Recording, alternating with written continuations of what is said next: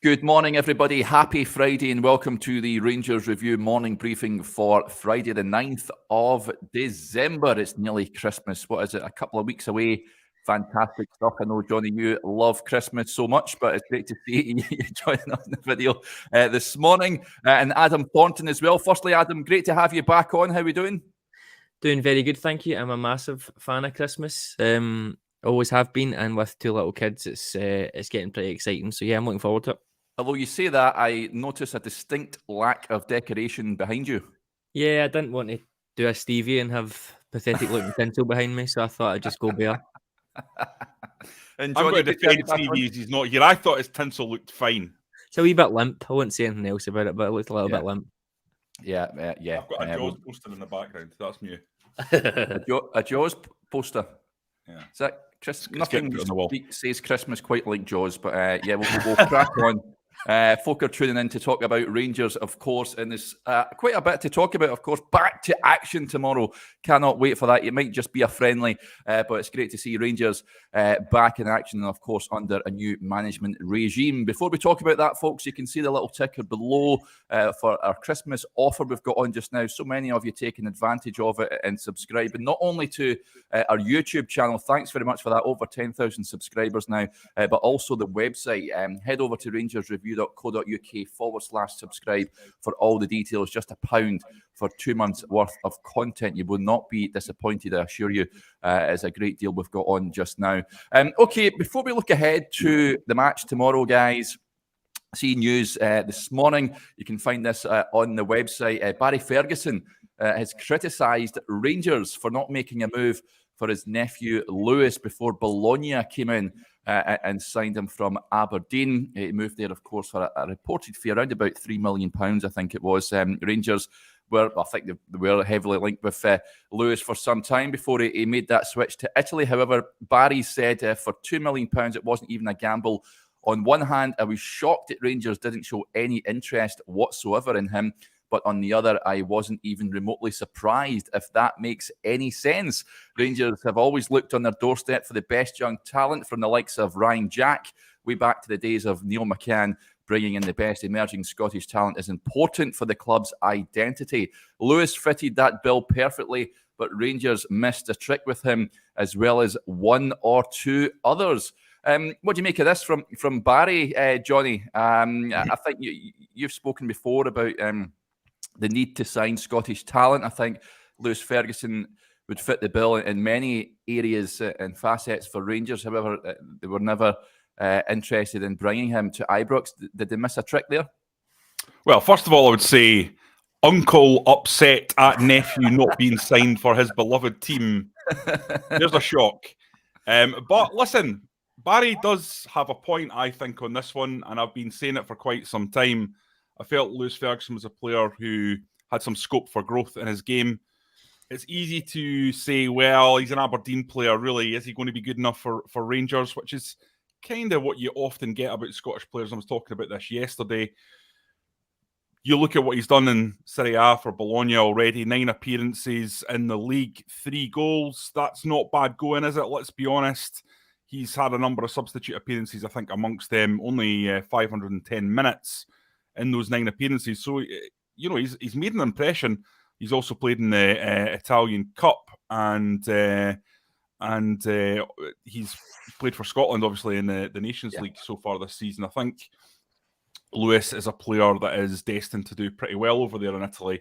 And there's a number of Scots, I think, going across there and benefiting from their time in that league. And who wouldn't? Because the tactical and technical expertise you're going to get playing in Italy are a perfect complement to the physical and mental strength that Scottish players already have in their locker.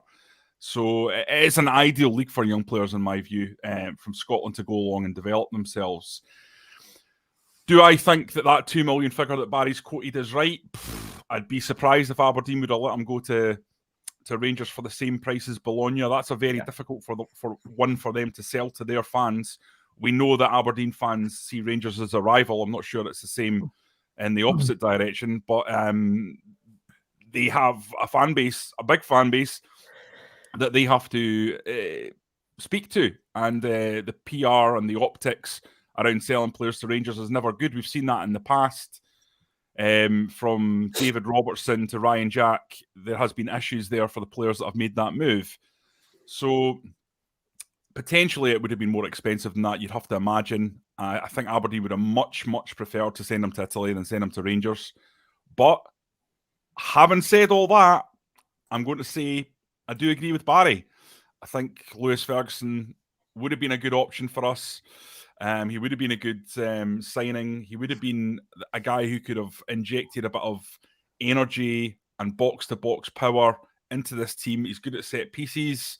He's a threat from those situations. He can make a tackle. He can score a goal. He knows the league.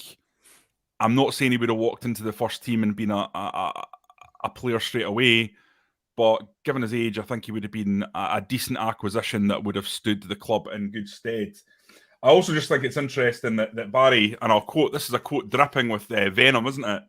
I wasn't surprised, if that makes any sense. Yeah. I mean, if that you don't need to be a body language expert or a linguistic university graduate to understand. Who's he having a go at there, Jonny? Ross Wilson, isn't he? Yeah.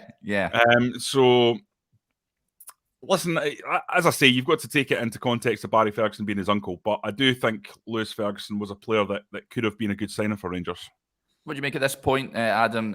D-Mac says he'd done absolutely nothing at Aberdeen to merit a move to Ibrox. I have seen snippets of him in Italy. They do seem to be loving him over there. Would he have done a job for Rangers? It's a difficult one, because I think we look at it and we think doing well for Bologna, okay, that's great.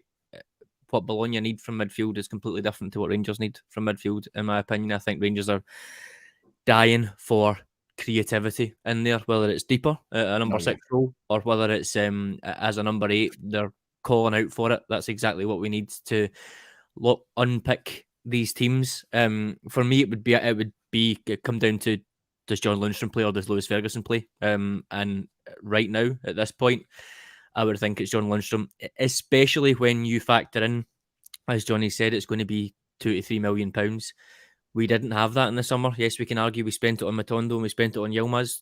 Those areas needed priority as well. So if there had been more money available, possibly, that's absolutely fine. But I don't think Lewis Ferguson has the creative parts of his game, or the playmaking parts of his game that are what we need right now. We've got Ryan Jack, we've got James Sands, we've got John Lundstrom, who can do that sort of breaking up, neat and tidy, maybe getting forward in the case of a few of them as well. So in terms of where we were in the summer, right there, I'm not sure there was a place for Ferguson. He can be doing well in Bologna, but like I said, Bologna aren't going to have as much of the ball as most of the teams in their league. They're going to be a bit more of a kind of all-action energy type thing. A squad player, if you want to call it that, or someone coming in with the time to develop, absolutely. But we've seen what happens when we sign Matondo and Yilmaz as squad players and time to develop. They're instantly cast as waste of money or rubbish. So I'm not sure. I don't think we had £2.5 to £3 million to give to Aberdeen in the summer anyway. So it's a bit of a moot point. But I also don't think, in terms of what Rangers actually need in there, he fits the bill. Maybe next summer, when we're if Jack and Arfield etc are moving on, then possibly that might have been one. But the ship has sailed, and I think it's the same for some of the other players as well, like Josh Doig. I've seen people saying, "Oh, we should have had him. We should have had him." Yeah, I think we get quoted about the same as what he went for. And we had Calvin Bassey come in that summer, so it's you can't say it's a missed opportunity when Calvin Bassey came in instead, basically, and went for 25 million. So looking back at it now with hindsight, should we have signed Josh Doig? Maybe. I thought he was quite good that first season he came through. Should we have signed him? Possibly. Should we have sold Barisic and went with Josh Doig and Calvin Bassey? I feel like that's a debate you could have. But in that summer, it was Doig for a good few million when we had no money, or Calvin Bassey coming in. So I get the optics of Scottish players going abroad that we could have had, but the realistic sense of it is I don't think it was ever possible. And I think it's probably the same with Ferguson for the reasons I said. Yeah, Derek, I know exactly what Adam's saying there, and I agree with him about the creativity through the midfield. But I actually think we need a root and branch midfield uplift, basically, at Rangers. And I'm not sure you can rely on Ryan Jack in the long term. He's had such big fitness issues over the last couple of years. I don't know what the situation is with his contract, obviously expiring at the end of the season. Stephen Davis is of an age where you're probably looking at him calling it time at the end of this season as well. I think getting a player like Lewis Ferguson in the summer with the ability to develop through the course of this season and just add a bit of grit, determination, box-to-box energy would have given something to this side. But I accept what Adam's saying. I don't think, by the way, he is quite a carbon copy of Lundstrom. He's not as physical as Lundstrom. I think he's a bit more technical in his play. That's not something that you're going to probably see fully from his time at Aberdeen. I know people who have watched him at Scotland under-21s and under-18s. One of my close friends in journalism covers those areas and often says highly technically underrated and much closer in terms of his skill set to his uncle than people realise. But it's hard to show that if you're in a team whose modus operandi is kind of a battling side looking to... And that was the case under McInnes. And obviously, Stephen Glass came in and tried to change that. And I think once again, Jim Goodwin has kind of tried to adapt them more. They're certainly racking up a few goals this season.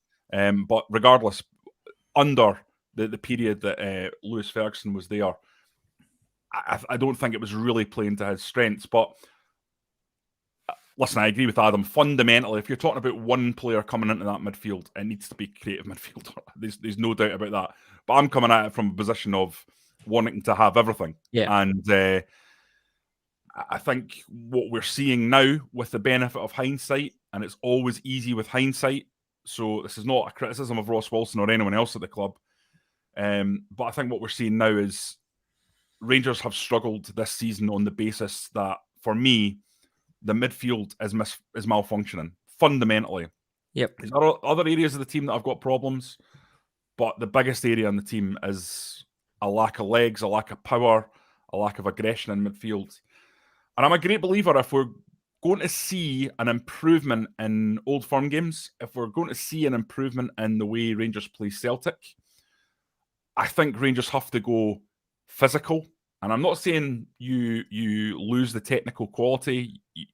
You have to retain that, because you're not going to be able to get past the low block if you don't have technical quality. But I remember when Walter Smith came in, he looked at that Strachan side and he went physical on them. And I think you have to look at that Ange Postecoglou side. They're all diminutive guys who are good with the ball. Then you go muscular, you go physical, and you try a different style of football, more direct against them. I think that can fit into Beale ball without being Wimbledon. That's not what I'm talking about. I'm talking about a more physically robust style in these type of games. Someone like Lewis Ferguson could have added that. I don't know what you think about that.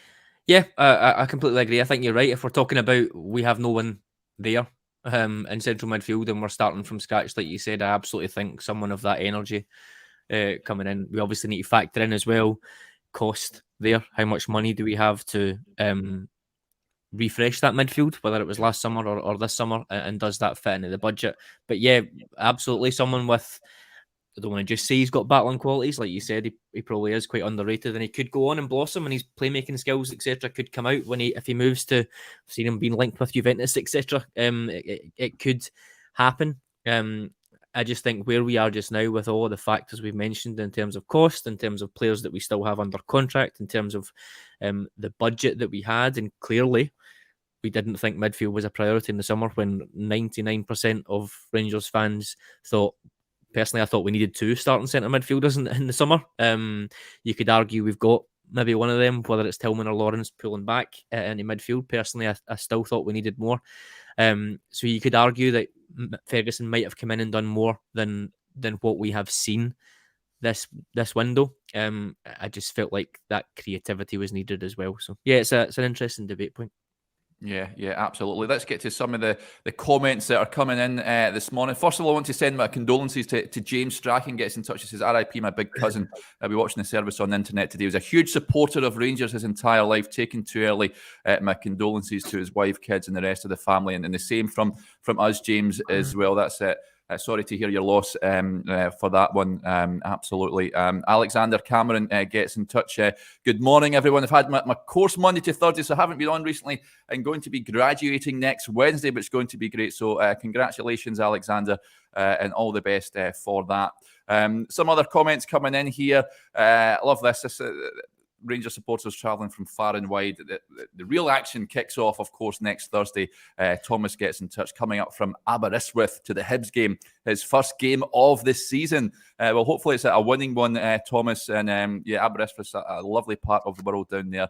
And hopefully you're celebrating 3 points under Michael Beale and what will be his first competitive match in charge. He has his first match in charge tomorrow, of course, gents, when Bayer Leverkusen come to town in a friendly match. It's an interesting game, this one, in terms of team selection. Now, we know Borna Barisic is away with Croatia at the World Cup. Ridvan Yilmaz, it remains to be seen if he is fit again from his hamstring injury. I would hazard a guess that he won't be. So it remains to be seen who will be playing at left back. In other positions as well, Jonny, but left back for me, there's a number of candidates. Leon King is very versatile across the back. Ben Davis, I've been told, can play there. You've also got Adam Devine, who can play at both full-back positions. It'll be interesting to see who plays there. Is there any other positions that will be intriguing to see who starts? I suppose the thing that I'm most interested in is just the shape of the side. Rather than the selection, I don't think there is that many options for Michael Beale in terms of selection. He could pull a few rabbits out of the hat. He could bring in some young players.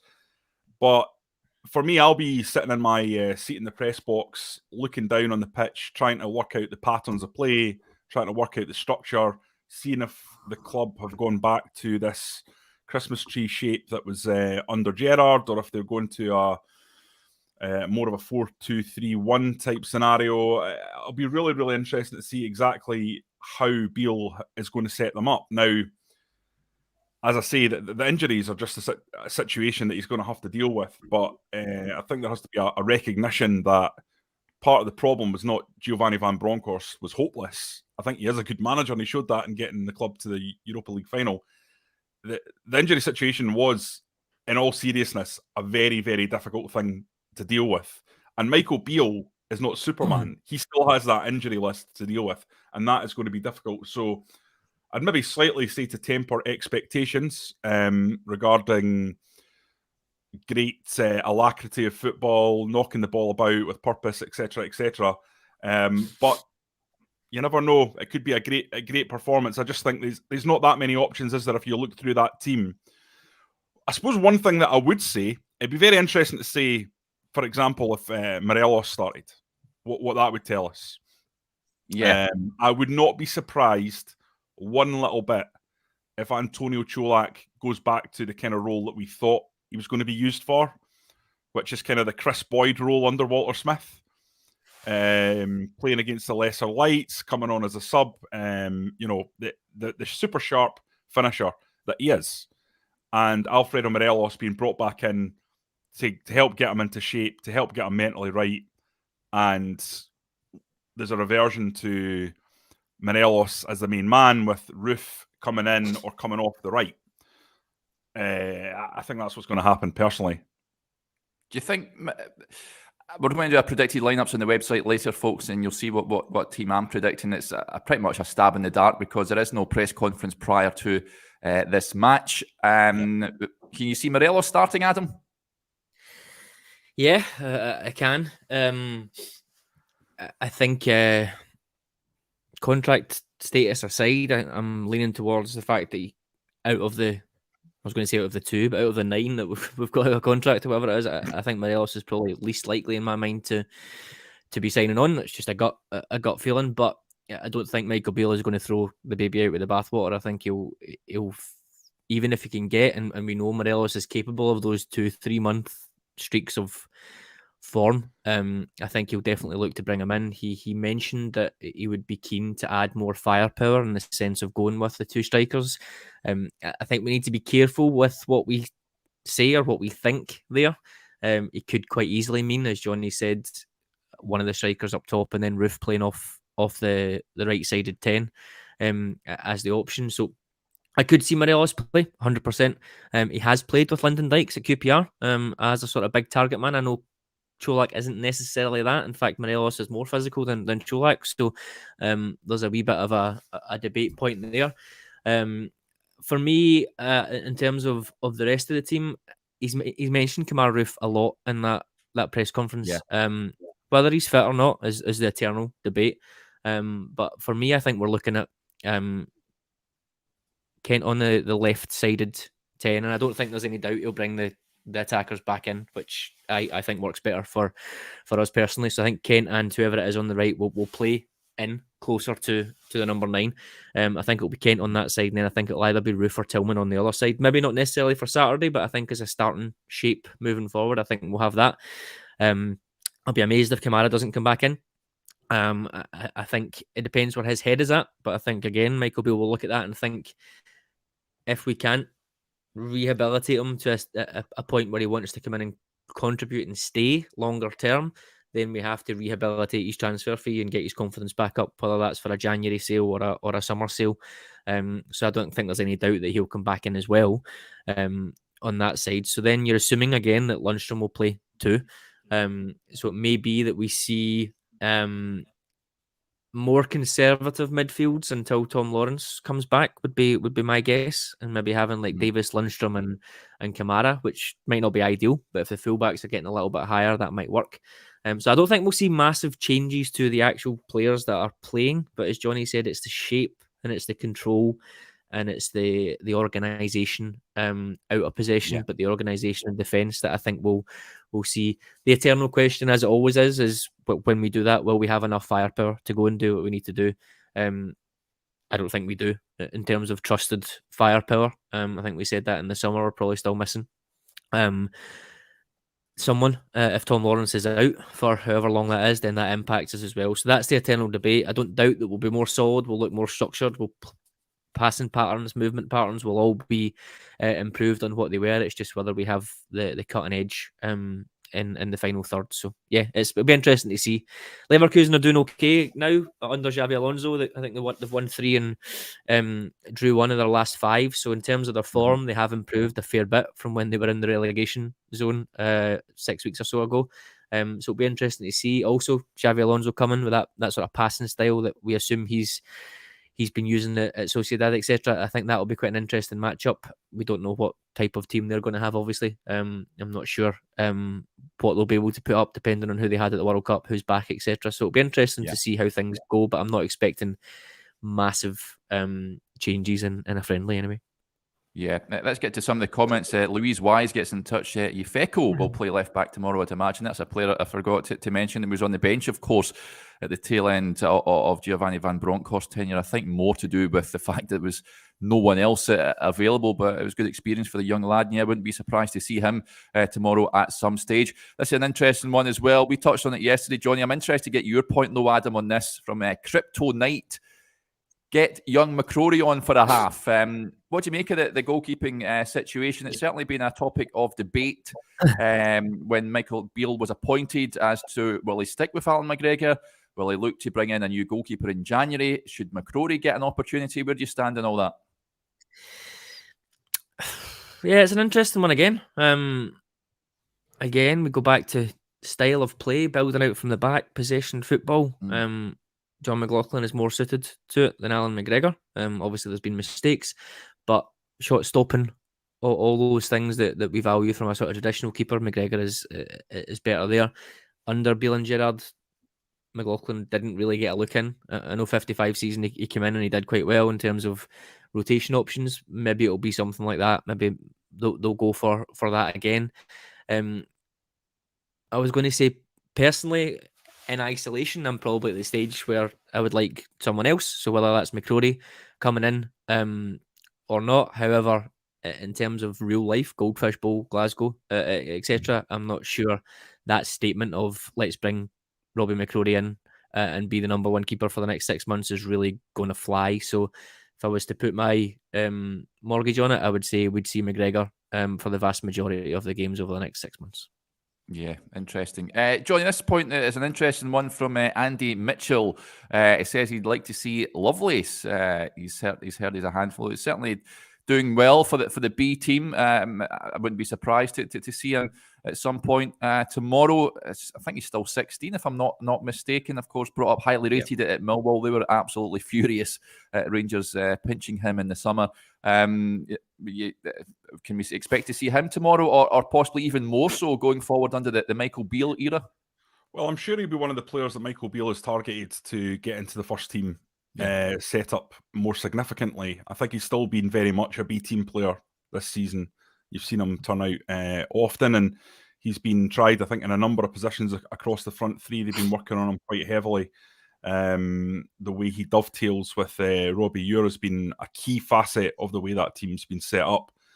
Coming in off the left, I think, primarily, but he certainly is a guy who can play across the three positions there. And perhaps number 9 in the long term will be his long term position. But when you've got a big target man and that's how they play, I think they've looked to adapt Lovelace's position and try to get him in positions where he's really close to the striker. Personally, when I've seen him, and I've not seen a lot of him, but I have seen him live, I think 3 times now. My observations are that he's not ready.